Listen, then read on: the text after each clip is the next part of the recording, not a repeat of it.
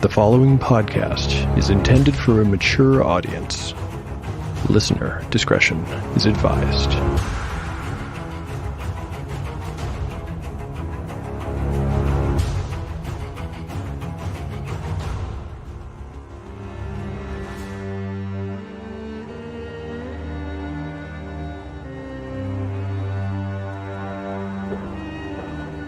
Welcome back to Tale of the Manticore.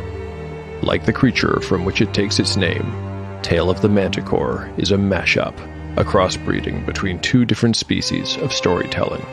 Here you will find the unpredictability of old-school paper and dice games with the storycraft of a dark fantasy novel. No character is sacred, and no character will be spared if the dice decide their fate is at hand. The dice determine all. According to lore, the tale of a manticore is barbed with cruel iron spikes. There will be much pain in the days ahead.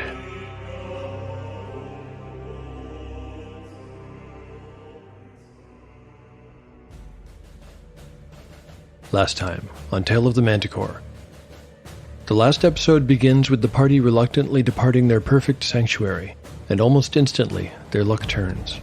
The very next day, Raydell spots something strange, a hobgoblin tied to a tree. On closer inspection, they see that it isn't just any hobgoblin, but the one Umura had charmed days before. Raydell makes sense of the scene by explaining that hobgoblin tribes are led by shamans, not brutes, and that this hobgoblin is probably undergoing some kind of ritual to cleanse him of what must seem to his fellows like a curse of madness.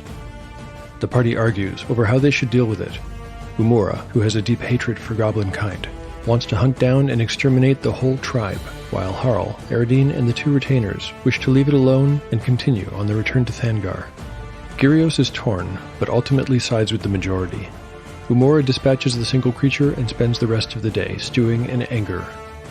The next 2 days see the party re-entering the mountains and ultimately reaching their destination, but Thangar seems even worse off than before.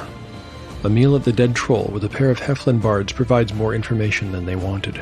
The tunnel breach that occurred weeks before has not been dealt with. In fact, more and more parties of soldiers have gone into the mines, and none have returned. Worse, there is a rumor that Ursulith Stonecarver has also disappeared into the mines. Harl goes to the palace where Ringlock confirms the story. Back in the tavern, he announces his intention to go after Ursulith, and Eridine, Gyrios, and even Umura will not let him go alone. The party bids farewell to Grumblebelly and Raydell, and makes for the mines.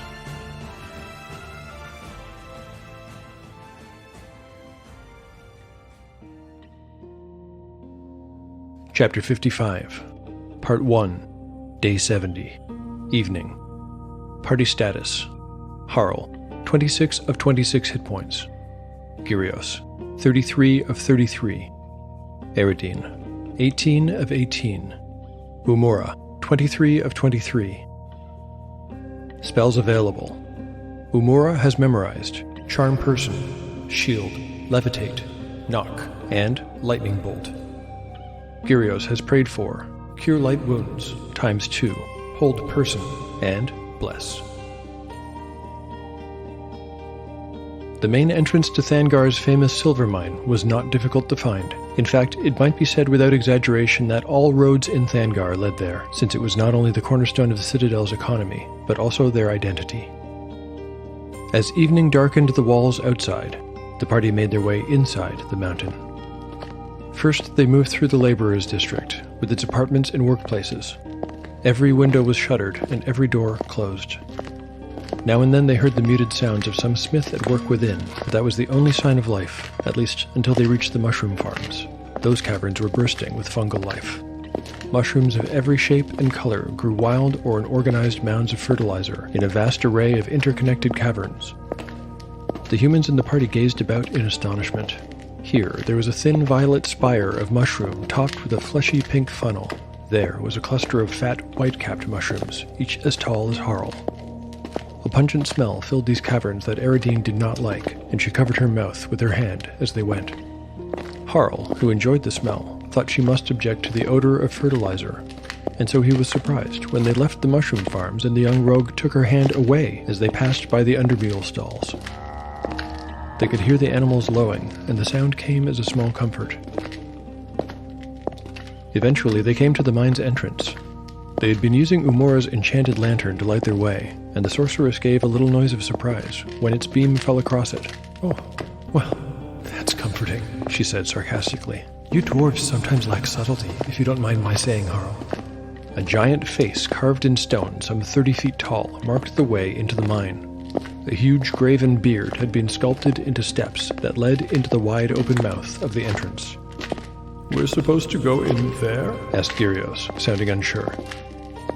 "This is Varin Elamor," said Harl in place of an answer, and then added, "He was the founder of Thengar, you know." It was not a pleasant sensation, thought Umura, to walk up a beard and into an open mouth under a set of stone teeth. But she followed Harl as he did just that, leading them into a tunnel that Umura supposed must be the dwarven champion's throat. This was the upper mine, a maze of tunnels with well-trodden floors dimpled with the pressure of millions of dwarven feet. Many of the walls were scarred, the precious ore having been hauled away long, long ago. Some sections of tunnel had been left untouched. These were the stretches of rock that contained no metals. A few were dusted with sprays of twinkling quartz, and every now and then they passed a spot where a geometric sprouting of rock crystal seemed almost to burst from the wall. In the past, the biggest and most perfect of these had been enchanted by artificers, like Grumblebelly, so that they glowed softly white and illuminated parts of the tunnel. The whole place creaked and groaned with age, as though the mountain really was alive. Support struts made of timber complained of their unfathomable burden, and the depths rumbled, while little rockfalls could be heard down long, lonely passages. "How deep are we right now, do you think?" asked Gyrios. Harl frowned in momentary concentration and then shrugged. 900 feet, better guess, he said. Gyrios wished he hadn't asked. Being this far from open sky made him feel claustrophobic. He tried, unsuccessfully, not to think of the immense weight of the rock over their heads. The feeling did not go away. In fact, it got considerably worse, for the tunnels continually sloped down and down and down. He didn't have to be a dwarf to be aware that they were descending quickly. Although Harl did not know the way, he seemed able to use a combination of intuition and clues to guide them. Umura noticed that he sometimes followed the path where there was the greatest evidence of past mining activity. It made sense that the main artery would be so. Still, she could not have done it alone, as the paths twisted and turned, branching off into a multitude of tributaries. She would have been hopelessly lost if it had not been for Harl. On and on they went, and deeper, and deeper. Still, the mine made its plaintive and forlorn sounds. The air grew cool, then cold, and Eridine threw her traveling cloak around her shoulders to keep warm. Harl turned around and scratched his bushy beard. There's something. He looked troubled. There's something not right. I can't put my finger on it. It carried on until Harl suddenly stopped. The ground, he said. The ground should be hard-packed dirt or stone, not loose like this.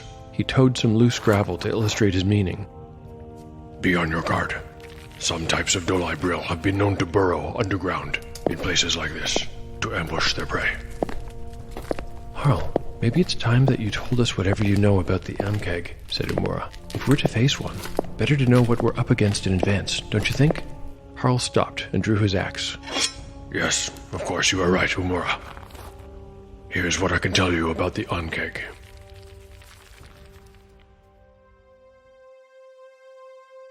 Between the lines.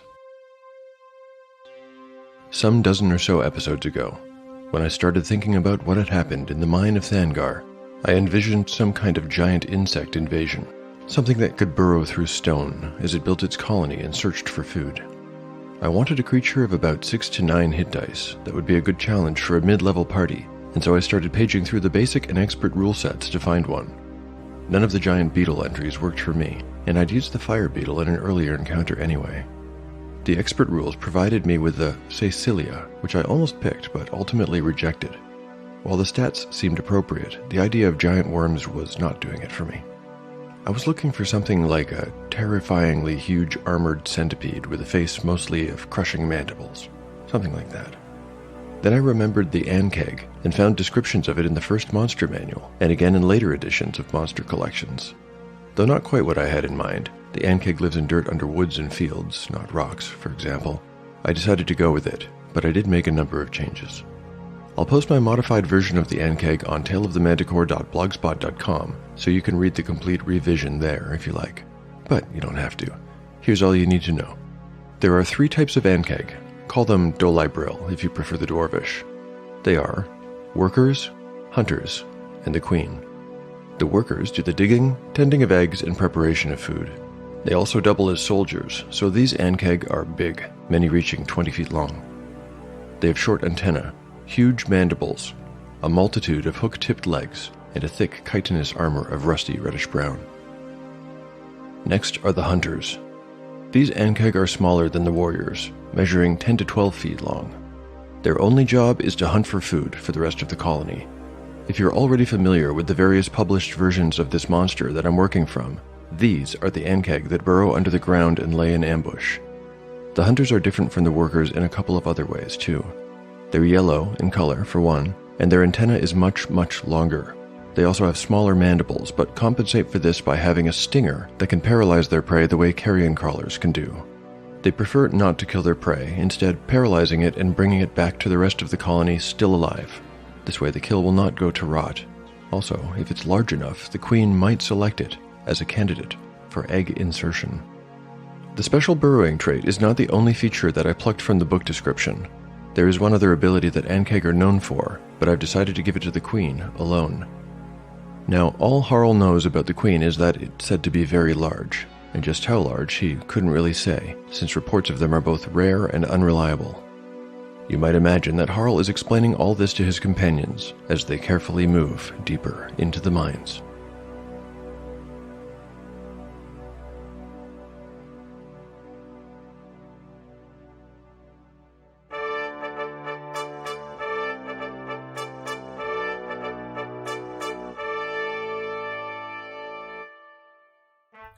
Hey there, fine listeners.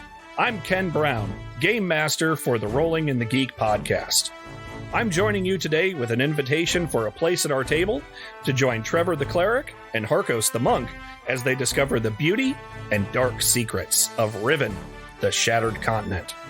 Roll a perception check, subscribe to our website at ritgeekpodcast.com, and give us a listen on Apple Podcasts or whatever your preferred listening platform is. Thanks, and keep your eyes peeled for dragons.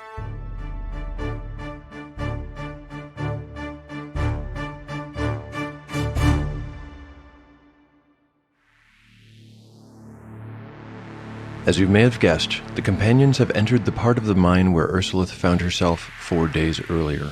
She was lost and starting to become very frightened when she was ambushed by one of the hunter type of ankheg. The simple fact of this creature having found its way into the upper mines paints a pretty grim picture in general, if we're being honest. The party is about to have an encounter similar to hers, but let's hope for a better outcome. Instead of just one hunter ankheg, they will face 2. Due to their sensitive antenna, the creatures cannot be surprised. The party can be, but since they are on their guard, I'll just roll a 1 in 6 chance for that to occur. A 1 on the die means they are surprised. The roll. A 1, not good. They are caught off guard despite their efforts. That means the creatures will get 1 free round of attacks before initiative is even rolled. These hunter ankheg have an AC of 4, 3 hit dice with 14 and 17 hit points. They each have 2 attacks but must choose to use one or the other. They can either bite for 2 to 12 points of damage or sting to paralyze. The paralysis is the same kind as the carrion crawler's ability. If the saving throw has failed, the paralysis will last 2 to 8 turns. It can be cured by a Cure Light Wound spell if one is available. Let's return to the story and see how this all plays out.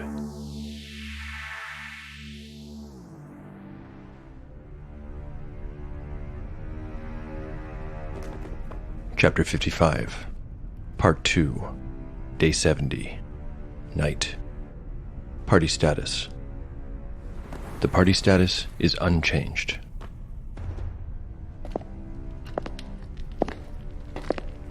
And that's about all I can tell you. Harl concluded the description of the creatures he expected to face in the area ahead. Then they fell to silence and advanced with even greater caution. The The tunnels continued to split off to either side and wind away into darkness. The three humans in the party felt fairly sure that they were still moving deeper into the mountain as well. The walls here contained partially mined ore. Abandoned miners' tools, picks, shovels, and baskets lay here and there on the gritty floor and leaned against the stone walls. Eridine marveled at all the colors in the rock. She hadn't much thought about it before, but she supposed she had expected to find only one kind of mineral in any one place.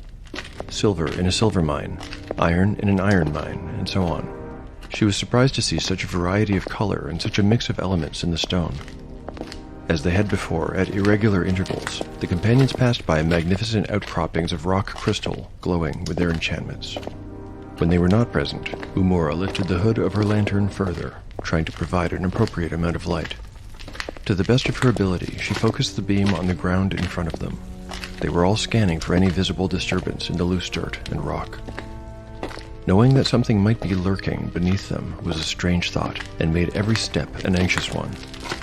Umura wondered if sailors felt this way when they found themselves in uncharted waters, exposed as they were in a vast ocean where some leviathan might at any time be passing beneath their boat, undetected.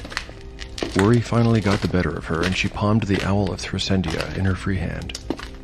"Eltinok," she whispered the command word to activate the charm, but nothing happened. It was during a stretch of tunnel devoid of crystal illumination that they saw the heap of gravel. It was not overly obvious, but it was there.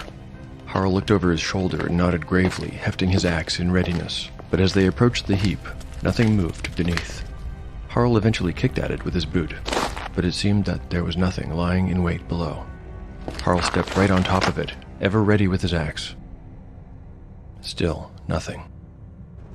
The dwarf then looked at the others and shrugged before carrying on in the same direction. They were marching in the following order. Harl, with Umura beside him, holding the lantern in front, with Gyrios and Eridine side by side, right behind them. It was when the latter two crested the gravel heap that the two hunter ankhegs who had been waiting there in ambush burst from the ground. Millions of years of evolution had taught these creatures to lure their prey using a variety of tactics, and this fake mound was one of them. Instead of coming up from under the party, the giant insects burst out of the ground in front and behind, trapping their prey between them.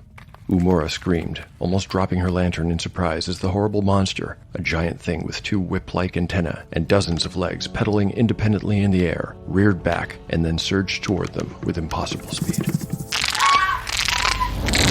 Entering combat.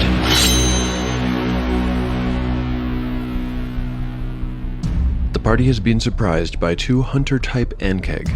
These creatures always attack first with their stinger, which can cause paralysis on a successful hit. They'll alternate between their two attack styles round to round after that. Given that the hunters get a surprise round, it is possible that they will get to use both of their attacks before the party can even retaliate. Round 1. Surprise round.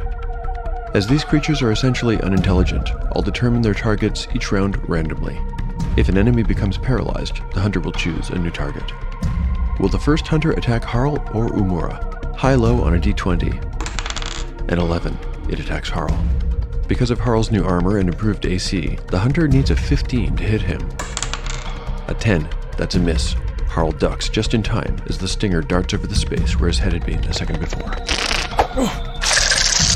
The second hunter ankheg will attack Gyrios or Eridine.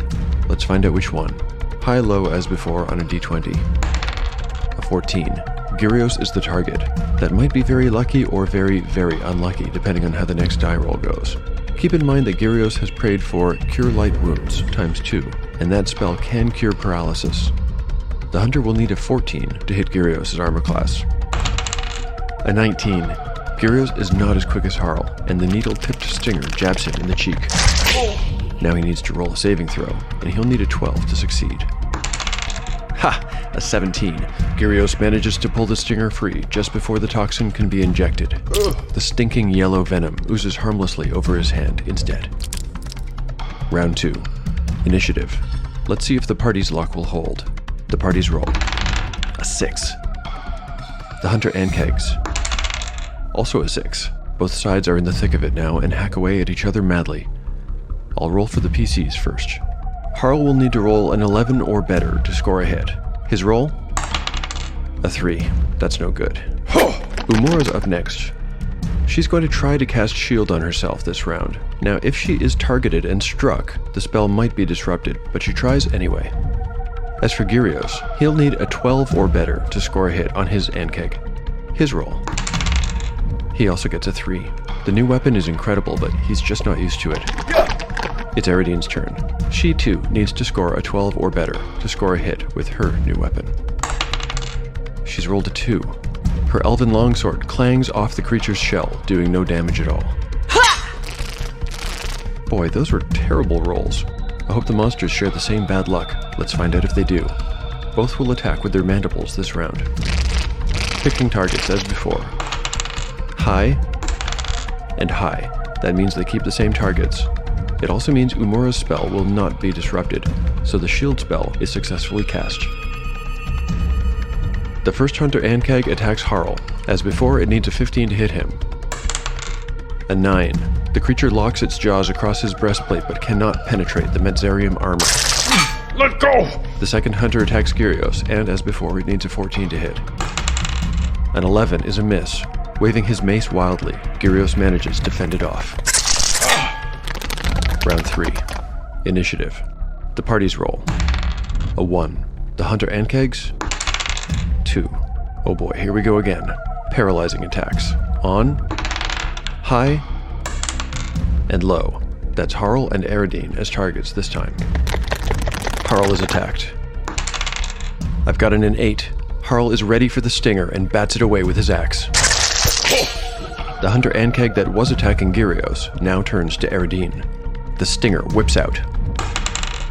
Another 8, another miss.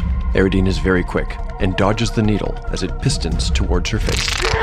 Now it's the party's turn. Harl swings away. Another terrible roll for Harl. He's gotten a 2, and once again his blade bounces off the chitinous shell harmlessly. Umura attacks with her dagger. There's not much else she can do. She needs a 16 to hit. A 5 is not even close. Her dagger finds only air. Gyrios will try again with his mace. A 19. That's a hit. Finally. 4. 5 points of damage. Gyrios' mace smashes into the hunter's shell, and there is a horrible cracking sound as it breaks. The monster is down to 12 hit points. Eridine tries again. 19 again! Eridine has decided to use 2 hands this time and puts all she's got into the swing. 8 points! Wow. In one swipe, she shears a dozen legs off one side of the thing. Blood and gore splashes everywhere. The monster now has only 4 hit points left. Round 4. This round, the hunters will use their biting attack. Initiative. The party's roll. A 5. The Hunter Ankhegs. A 2. It looks like the party members have found some momentum. They press the attack. Harl needs an 11. Just a 6. With the bug's face locked right up against his breastplate and shaking him, he just cannot score a hit. Stay still for a second! Umura tries again with her dagger. A 16. That's just enough. She gets her blade underneath the thing and stabs up. Sadly, she only does 1 point of damage. Gyrios tries again with his mace. A good roll, a 16. Having made a hole in the chitin, he manages to strike the same place. A 3 on the die, plus 1 for the enchantment on the mace is just enough to kill this beast. With a heavy thud and splat, it collapses on the tunnel floor, its remaining legs curling automatically into its body. Eridine is up. She's only rolled a 9. She turns around but stumbles on the dirt mound, causing her to miss her swing. There's 1 hunter left and it has 3 targets to choose from. It's staying on Harl. Once again, it needs a 15 to hit him. A 10 is another miss. It stupidly maintains its grip on his breastplate with the same result as before. Round 5. Initiative. The party's roll. A 5. The remaining ankheg. A 1. This could be it. The party members have managed to surround it. Harl tries again. A 13. Finally, he manages to break free of the insect's grip and knocks it on the head for 5 points. The ankheg now has 8 hit points left. Umura tries with her dagger again. An 8. That's not good enough. Gyrios swings his mace. A 4. Another miss. As for Eridine, I'm going to allow her a backstab attempt. she'll get a +4, so she'll need to roll an 8 or better. A 13, yes. Double damage with her longsword means... an 8! That's 16 points in one shot. While the monster is dazed by Harl's attack, she takes the opportunity and swings two-handed from behind, lopping off its head. The body thrashes around frantically, still alive until the last of its lifeblood spills out along with some translucent jelly, and the creature expires, curling up into itself while the mandibles of the severed head continue to open and close for a few more seconds, unaware that it has been separated from the body. This combat is over.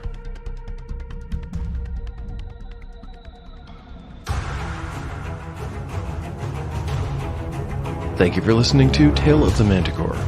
If you've enjoyed the show, there are now 4 ways to lend your support. You can recommend the show online or to friends. You can like or retweet episode announcements on Twitter. You can toss me $1.50 by purchasing my Rules Ultralight RPG called One Shot in the Dark on DriveThruRPG. And finally, you can rate and review the show on your podcatcher of choice. My sincere thanks to everyone who has done any of the above. Right now, I'd like to read a review from the Podbean app. This one is from The Lou Myers. Lou writes, masterfully and meticulously executed, Tale of the Manticore delivers on its promised blend of old-school RPG gaming and dark fantasy storycraft. Interesting and realistic characters, original music, great guest voice acting, and an outstanding and perfectly paced story that leaves you craving the next episode. Thank you so much, The Lou Myers. I'm so glad that you're digging the show and look forward to the episodes. I'm also so happy that you mentioned the great guest voice actors that I've managed to attract. Their contribution to the story as a whole really cannot be overstated. For listeners who are curious to see little extras such as character sheets, maps, character portraits, show notes, and other errata, please visit taleofthemanticore.blogspot.com. Now that I'm a year and a half into the show, there's actually quite a lot of stuff there. For anyone who would like to get in touch, you can contact me on Twitter at ManticoreTale or on Instagram at Tale of the Manticore Podcast. My email is taleofthemanticore@gmail.com. The story will continue in the next episode of Tale of the Manticore, the story where chaos rolls.